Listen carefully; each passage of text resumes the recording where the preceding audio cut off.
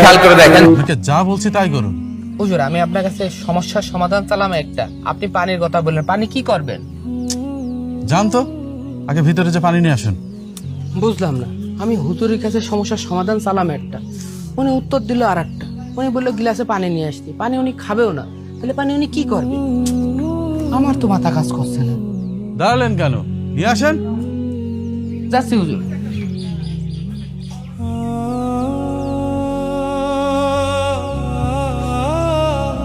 আমি তো বুঝলাম না পানি দিয়ে হুজুর কি করবে, শুধু শুধু আমার পানি নিয়ে আসবে। হুজুর, এই যে আপনার পানি, এই পানি দিয়ে কি করবেন হুজুর? ধরেন এই এক গ্লাস পানি আপনার সারা জীবনের হালাল কামাই। মানে? এই দেখেন, 1 ফোঁটা ড্রেনের পানি, এটা আপনার সুদের টাকা। আর 1 গ্লাস পরিষ্কার পানি, এটা আপনার হালাল টাকা। এই 1 ফোঁটা ড্রেনের পানি আপনার এই পরিষ্কার পানির মধ্যে দিয়ে দিলাম। এবার এটা আপনি খান। সি, না হুজুর, এটা তো নষ্ট হয়ে গিয়েছে, পচে গেছে। কেন? মাত্র 1 ফোঁটা ড্রেনের পানি পড়েছে, আর বাকি পানিটাই তো পরিষ্কার রয়েছে। এবার খান। এই 1 ফোঁটা পানিতেই তো পানি নষ্ট হয়ে গেছে, এই পানি তো মুখে নেওয়া যাবে না হুজুর। এটাই তো উত্তর, মোতালেব ভাই। মানে?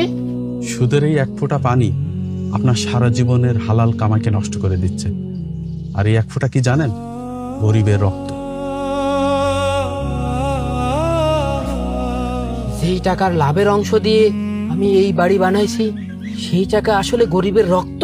হ্যাঁ, রাসূলুল্লাহ সাল্লাল্লাহু আলাইহি সাল্লাম সুদখোর, সুদদাতা, যে লেখে আর যে সাক্ষী থাকে, এই 4 জনকেই অভিশাপ দিয়েছেন এবং বলেছেন এরা সমান অপরাধী।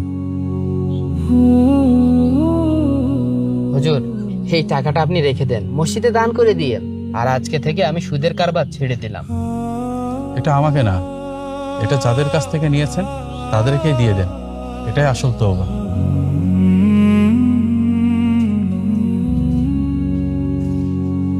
প্রিয় বন্ধুরা, এই ভিডিওটি শেয়ার করে দেন, হয়তোবা আপনার একটা শেয়ারই পারে একজন সুদখোরের সুদ ছাড়ার ওসিলা।